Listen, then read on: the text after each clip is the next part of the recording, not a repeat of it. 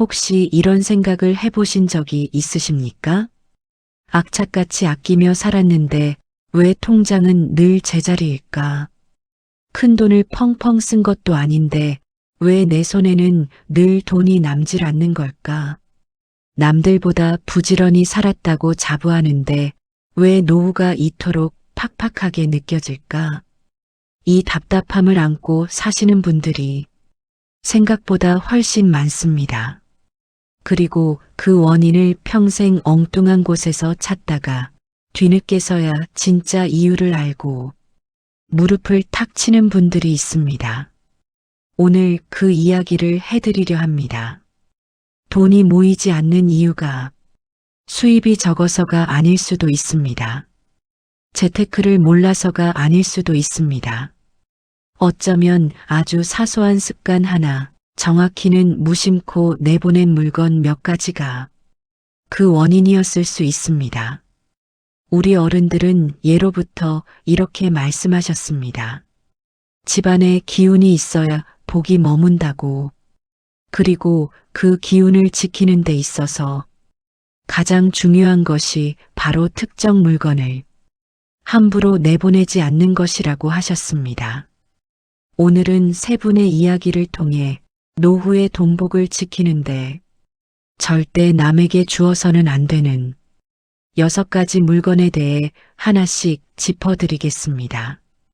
이 이야기를 끝까지 들으시면 지금까지 왜 내 지갑이 가벼웠는지, 어떤 사소한 행동이 돈의 흐름을 막고 있었는지 분명히 알게 되실 겁니다.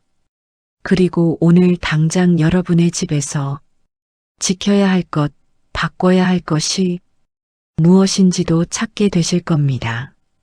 끝까지 함께 해주시기 바랍니다. 첫 번째와 두 번째 물건 밥솥과 그릇, 복이 고이는 그릇을 함부로 내보내지 마십시오. 77살의 이복순 씨는 동네에서 정많기로 소문난 분입니다. 남편을 먼저 보낸 뒤 홀로 지내면서도 직접 담근 김치와 손수 만든 밑반찬을 이웃들과 나누며 사셨습니다. 누군가 고맙다고 말할 때 느끼는 그 따뜻한 인정이 이복순 씨에게는 하루를 버티는 힘이었습니다. 내가 아직 누군가에게 필요한 사람이라는 느낌, 그것이 그녀를 살아있게 해주었습니다. 그러던 어느 날 아랫집 이웃이 밥솥이 갑자기 고장났다며 다급하게 찾아왔습니다. 저녁에 밥을 지어야 하는데 부품이 오려면 며칠이 걸린다는 것이었습니다. 이복순 씨의 마음이 흔들렸습니다. 안방 구석에 고이 모셔둔 예비 밥솥이 떠올랐기 때문입니다. 자식들이 지난해 환갑 넘은 어머니를 위해 최신형으로 바꿔주면서 남겨둔 것이었습니다. 흠집 하나 없이 깨끗하고 언제 급한 일이 생기면 쓰려고 소중히 두었던 살림이었습니다. 이복순 씨는 잠시 망설이다가 결국 그 무거운 밥솥을 들고 나왔습니다. 당장 저녁밥은 해야 한다는 마음이 앞섰던 것입니다. 이웃은 연신 고맙다며 밥솥을 들고 내려갔고 이복순 씨는 멀어지는 그 뒷모습을 보며 뿌듯한 마음으로 웃어 보였습니다. 좋은 일을 했으니 언젠가 복이 오겠지 하고 믿으면서요. 그런데 그날 저녁 부엌에 서자마자 이상한 기분이 들었습니다. 늘 예비 밥솥이 자리를 지키고 있던 그 구석이 마치 이가 빠진 것처럼 텅 비어 보였습니다. 분명 좋은 일을 했는데 이상하게 마음 한구석이 허전했습니다. 집안의 버팀목 하나가 빠져나간 듯한 낮고 조용한 불안감이 엄습했습니다. 내가 너무 예민한 것일까 하고 스스로를 달래보았지만 그날 이후 이복순 씨의 부엌에는 이상한 변화가 생기기 시작했습니다. 밥을 차려놓고도 수저를 드는 것이 영 내키지 않았습니다. 혼자 차려 먹는 끼니가 전보다 훨씬 쓸쓸하고 서글퍼졌습니다. 옛 어른들은 밥솥을 가리켜 그 집안에 밥줄이자 안방마님이라 불렀습니다. 온 가족의 생명을 책임지고 건강과 화목을 다스리는 식복의 상징이었기 때문입니다. 집을 옮길 때도 밥솥을 가장 먼저 들여놓았고 아무리 가난해도 밥솥만큼은 절대 밖으로 내보내지 말라고 신신당부하셨던 것이 바로 그 이유입니다. 밥솥이 집을 떠나면 그 집안의 기운과 복이 함께 빠져나간다고 믿었던 겁니다. 설상가상으로 밥솥을 빌려간 이웃이 며칠 뒤 이번에는 손님 대접을 해야 한다며 그릇 세트까지 빌려달라고 찾아왔습니다.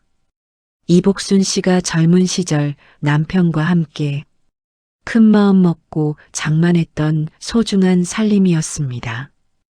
아이들 돌잔치와 명절 때나 꺼내 쓰던 추억과 정성이 깃든 물건이었습니다.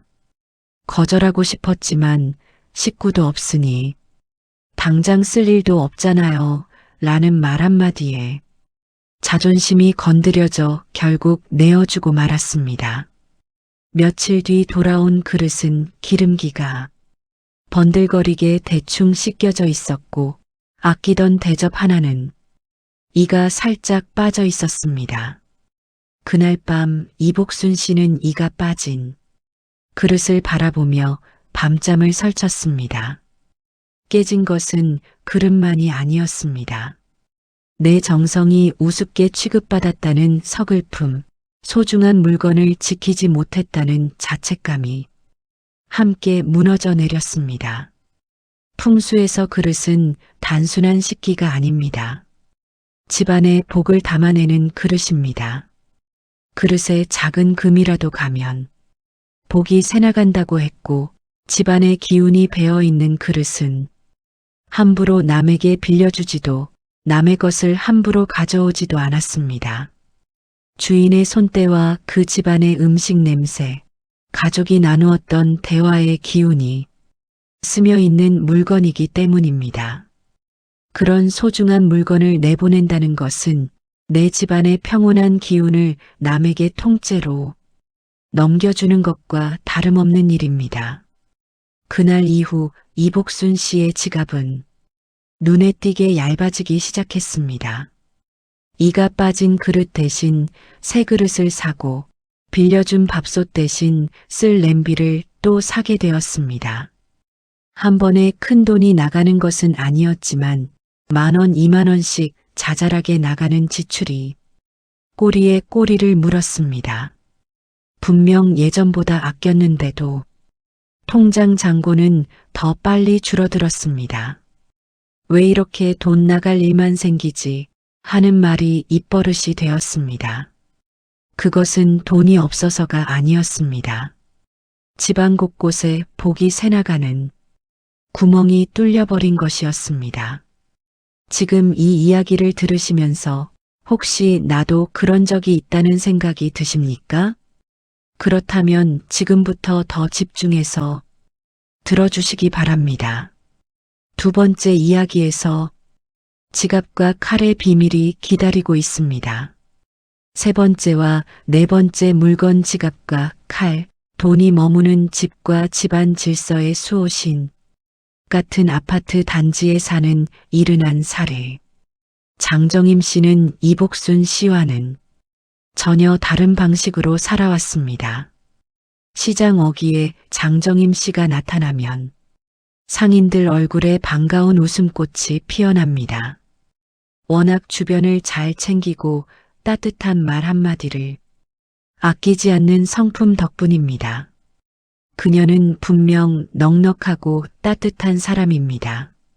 그런데 그녀에게는 한 가지 주변 사람들이 함부로 넘보지 못하는 기준이 하나 있었습니다. 어느 날 함께 시장에 나갔던 동네 친구가 장정임 씨의 지갑 파우치를 보며 탐을 냈습니다. 색깔도 고급스럽고 딱 형님 스타일이라며 안 쓰시는 거면 자기한테 넘기면 안 되냐고 했습니다. 평소 넉넉한 장정임 씨였기에 이 정도 부탁은 당연히 들어줄 것이라 믿고 손을 뻗었습니다. 그러나 그 순간 장정임 씨는 인자하게 웃으면서도 그 손을 부드럽게 멈춰 세웠습니다. 그리고 아주 나지막하지만 힘 있는 목소리로 이렇게 말했습니다. 다른 건 다 해줄 수 있어도 이것만큼은 안 돼. 이건 내 복이 머무는 자리라. 남의 손을 타는 순간 내 삶의 질서가 흐트러지는 거야. 친구는 당황했습니다. 낡은 파우치 하나 가지고 왜 저렇게까지 하나 싶어 섭섭한 마음도 들었습니다. 하지만 장정임 씨가 그토록 소중히 지켰던 것은 단순한 가죽 파우치가 아니었습니다. 수십 년간 그녀의 재산을 묵묵히 지켜온 그녀의 인생이 고스란히 배어있는 지갑이었습니다. 지갑은 단순히 돈을 담는 도구가 아닙니다. 내 인생의 결실이 머무는 돈의 집입니다. 사람들이 지저분하고 소란스러운 집에는 머물기 싫어하듯 돈도 자기를 귀하게 여겨주는 자리에만 오랫동안 머물고 싶어 합니다.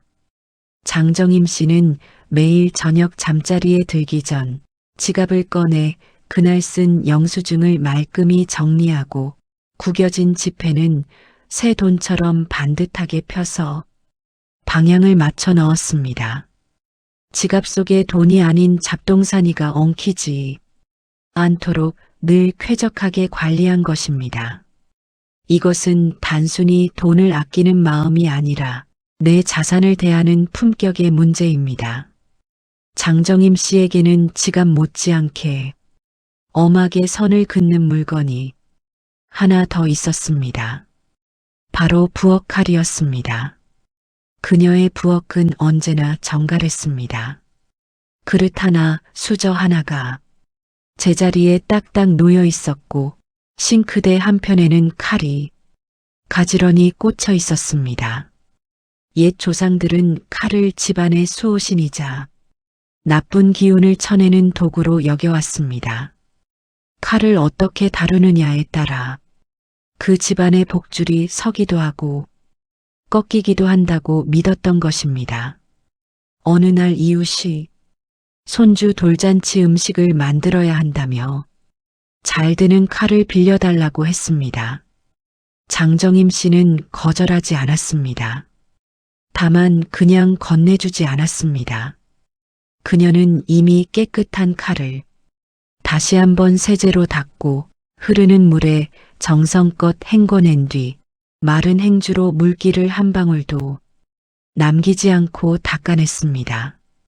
그 모습이 마치 소중한 보물을 다루는 것처럼 경건해 보였습니다.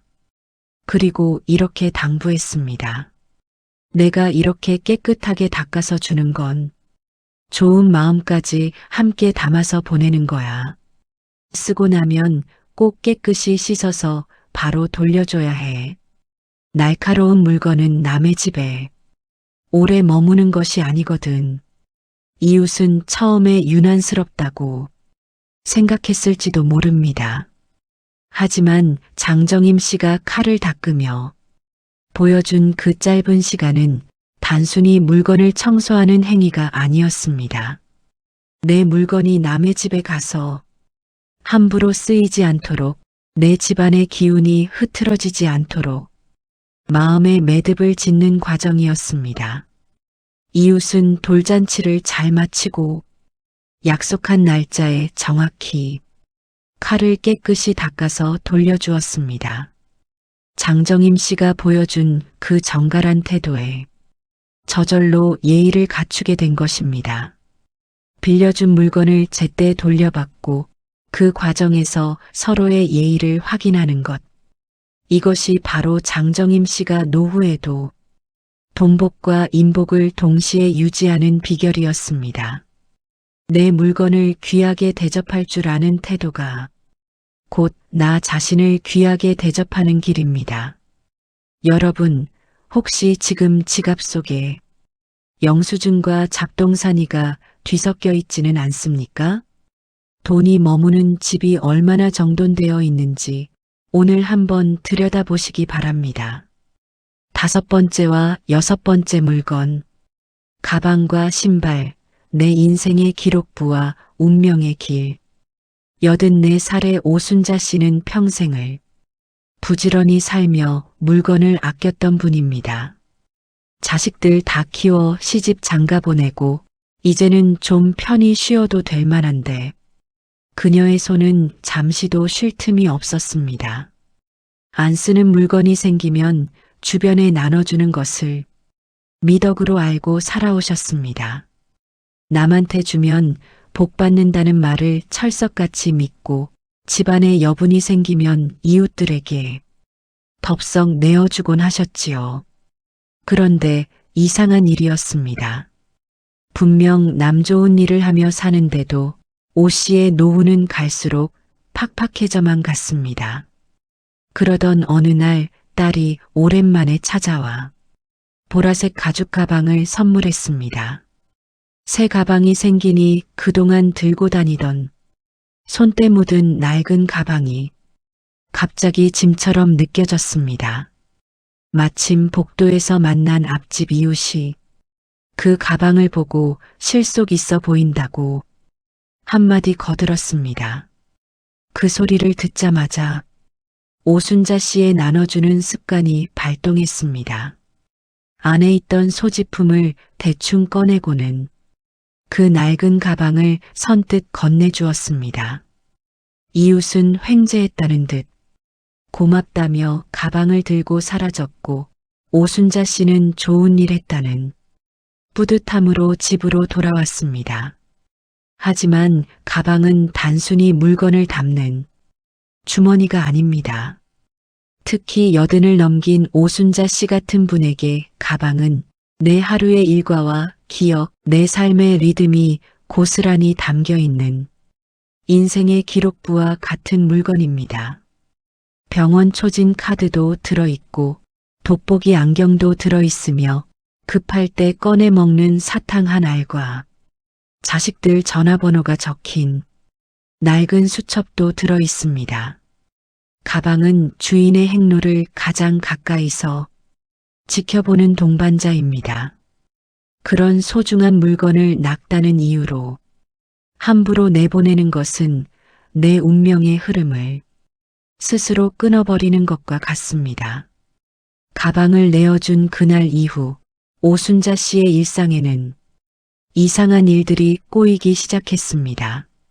외출할 때마다 꼭 챙겨야 할 물건을 잃어버려 당황하기 일쑤였고 병원비나 경조사비처럼 예기치 못한 큰돈이 나갈 일이 자꾸만 생겼습니다. 나이가 들어서 자꾸 깜빡거리나 봐 하고 탓하셨지만 진짜 이유는 따로 있었습니다. 내 손때가 묻고 내 삶의 질서가 담긴 물건을 너무 쉽게 넘겨버린 것이 내 삶을 지탱하던 든든한 기운에 구멍을 낸 것이었습니다. 답답한 마음을 안고 산사를 찾아간 오순자 씨는 마당을 쓸고 계시던 노스님과 마주하게 되었습니다.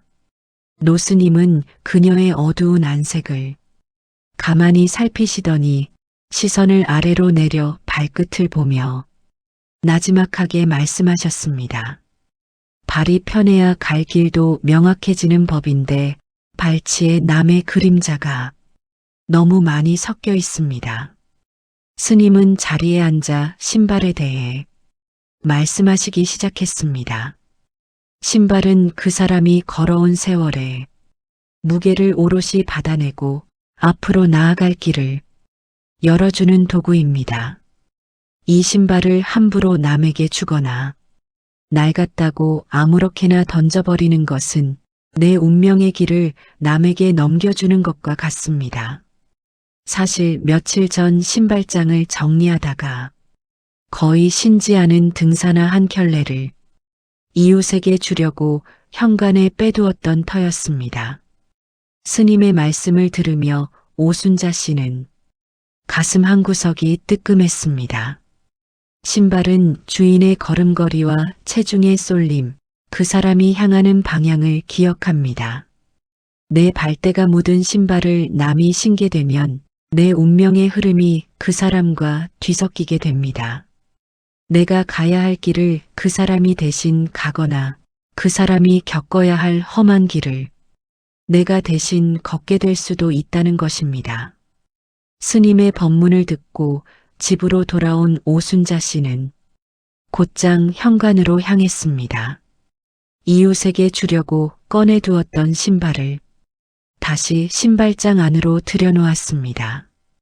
그리고는 낡은 수건을 꺼내 가족들의 신발과 자신의 신발을 하나하나 정성스럽게 닦기 시작했습니다. 먼지를 털어내고 광을 내는 그 과정에서 오순자 씨는 깊은 평온함을 느꼈습니다. 그것은 단순히 신발을 닦는 행위가 아니었습니다. 평생 남의 눈치를 보느라 이리저리 휘둘렸던 자신의 인생길을 비로소 제자리로 돌려놓는 경건한 의식이었습니다. 신발을 정돈하고 현관을 깨끗이 비우고 나니 그날 밤 오순자 씨는 오랜만에 깊고 편안한 잠을 잘 수 있었습니다. 다음 날 아침 늘 쑤시던 다리 통증도 한결 가벼워진 느낌이었습니다. 현관에 신발이 어지럽게 널려 있으면 들어오려던 복도 발을 돌린다고 합니다. 남에게 주기 전에 먼저 내 신발을 정성껏 닦아보십시오. 내 길을 닦는다는 마음으로 말입니다. 지금까지 세 분의 이야기를 통해 노후의 동복을 지키는 6가지 물건을 살펴보았습니다. 밥솥과 그릇, 지갑과 칼, 가방과 신발. 이 6가지는 각기 다른 물건이지만 그것을 대하는 태도에는 하나의 커다란 공통점이 있습니다. 바로 나 자신을 귀하게 여기는 마음입니다. 이복순 씨는 왜 그토록 많은 정을 베풀고도 쓸쓸한 노후를 보내게 되었을까요? 그것은 나눔의 한계를 두지 않았기 때문입니다.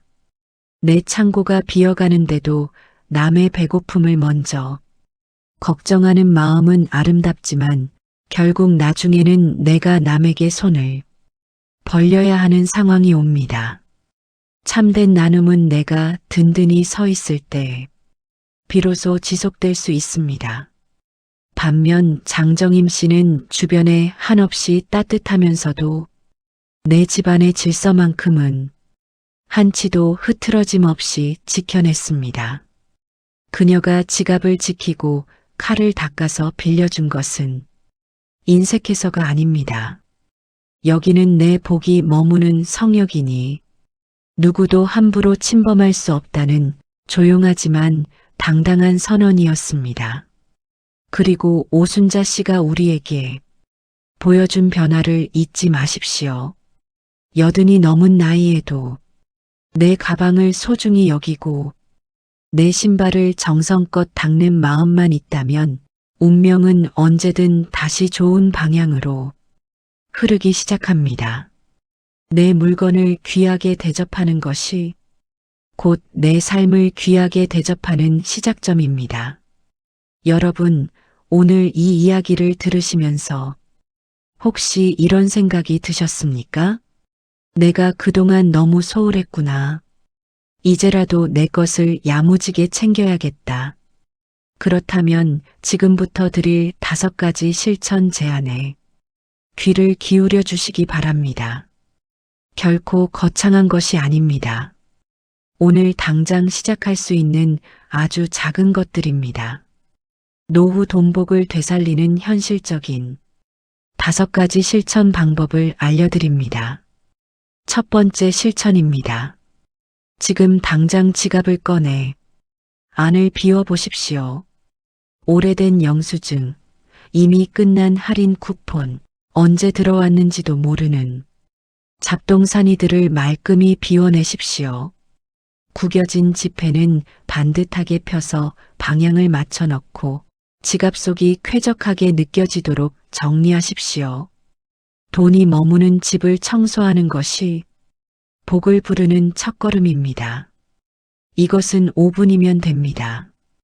오늘 잠자리에 들기 전 꼭 한번 해보시기 바랍니다. 지갑을 정리한 뒤 이상하게 마음이 가벼워지는 것을 느끼실 겁니다. 그 가벼움이 바로 복이 들어올 공간이 생겼다는 신호입니다. 두 번째 실천입니다. 부엌 칼과 그릇을 정성껏 닦아 제자리에 두십시오. 칼에 묻은 녹이나 얼룩이 있다면 오늘 깨끗이 닦아내고, 그릇들이 제자리를 잃고 뒤섞여 있다면 다시 정리하십시오. 내 살림의 질서를 바로 세우는 것은 내 인생의 중심을 잡는 일입니다. 부엌은 그 집안의 기운이 가장 활발하게 움직이는 공간입니다. 부엌이 정갈하면 마음도 정갈해집니다. 칼을 닦는 동안 내 삶의 날을 다시 세운다는 마음으로 해보십시오. 그 정성 하나가 집안의 기운을 바로잡는 시작이 됩니다. 세 번째 실천입니다. 현관 신발장을 정돈하고 신발을 하나씩 닦아 제자리에 두십시오. 현관은 복이 드나드는 문입니다. 신발이 어지럽게 널려 있으면 들어오던 복도 발을 돌립니다. 오늘 저녁 가족들의 신발, 내 신발을 하나씩 꺼내 마른 수건으로 닦아보십시오. 낡은 수건 한 장이면 됩니다. 먼지를 털고 광을 내면서 내일 내가 걸어갈 길을 미리 닦는다는 마음으로 임하십시오. 신발을 정돈하고 나면 이상하게도 현관이 환해지고 집안 전체의 기운이 달라진 것처럼 느껴지실 겁니다. 그것이 바로 공간의 기운이 바뀌는 순간입니다. 네 번째 실천입니다. 소중한 물건을 빌려줄 때는 반드시 상태를 확인하고 언제까지 돌려받을지 분명히 말하는 연습을 하십시오. 이것이 인색한 것이 아닙니다. 내 살림에 대한 품격을 보여주는 일입니다. 장정임 씨가 칼을 닦아서 빌려주고 바로 돌려달라고 했던 것처럼 내 물건이 남의 집에서 함부로 쓰이지 않도록 미리 예의를 갖추는 것입니다. 빌려주기 전에 한 번 더 닦고 돌려받을 날짜를 부드럽게 짚어두는 것. 이 한 가지 습관이 내 집안의 기운을 지키는 동시에 상대방도 소중히 다루게 만드는 힘이 됩니다. 거절이 어렵다면 빌려주되 조건을 분명히 하는 것만으로도 충분합니다. 다섯 번째 실천입니다. 밥솥과 그릇을 집안에서 가장 소중한 물건으로 대접하십시오. 오늘 저녁 밥을 짓고 나서 밥솥을 한번 깨끗이 닦아보십시오. 그 안에 가족의 건강과 화목이 담겨 있다는 마음으로 그 그릇장을 열어 먼지가 쌓인 그릇들을 꺼내 씻고 깨지거나 이가 빠진 그릇이 있다면 용기를 내어 정리하십시오. 이가 빠진 그릇은 복이 새나가는 통로가 됩니다. 대신 자신을 위한 예쁜 그릇 하나를 장만하십시오. 내가 매일 먹는 밥 한 그릇을 귀하게 담아내는 그릇 하나가 내 노후를 풍요롭게 받쳐주는 복의 그릇이 됩니다. 마지막으로 드리고 싶은 말씀이 있습니다. 오늘 이야기를 들으시면서 내가 너무 소홀했구나 하는 생각이 드셨다면 자책하지 마십시오. 우리 어머니 세대는 평생을 남을 먼저 생각하며 사셨습니다. 좋은 것이 생기면 자식 먼저, 남은 것이 있으면 이웃에게 퍼주는 것을 미덕으로 알고 사셨습니다. 그 마음은 아름답습니다.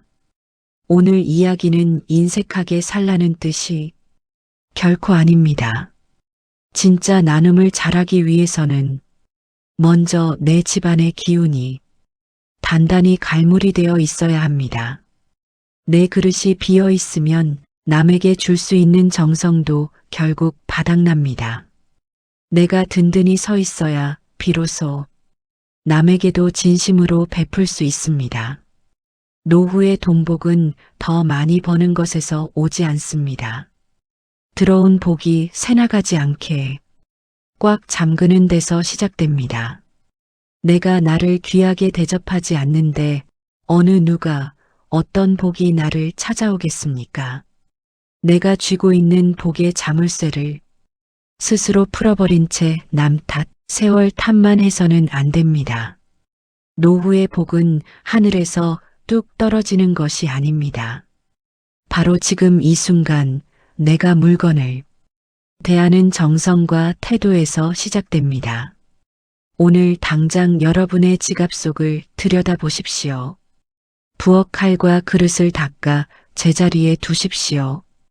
현관 신발을 정돈하십시오. 이 세 가지만 오늘 해보셔도 내일 아침 여러분의 집안 기운이 달라져 있을 것입니다. 작은 변화가 인생의 큰 흐름을 바꿉니다. 비싼 명품은 없어도 내 손때 묻은 살림 하나를 귀하게 품어줄 줄 아는 사람, 칼날처럼 삶의 기준이 명확한 사람, 신발 한 켤레를 정성껏 닦는 사람, 그런 분이야말로 이 세상에서 가장 복 많은 사람입니다. 인생 후반전의 복은 하늘이 주는 선물이 아니라 내가 만든 질서 위에서 피어나는 꽃입니다. 오늘 이야기가 마음에 닿으셨다면 주변의 소중한 분들에게도 이 지혜를 나누어 주십시오. 하지만 기억하십시오. 지혜는 나누되 여러분의 소중한 복의 물건들만큼은 끝까지 야무지게 지켜내시길 바랍니다. 오늘도 여러분의 남은 인생이 조용히 깊게 아름답게 피어나길 바랍니다.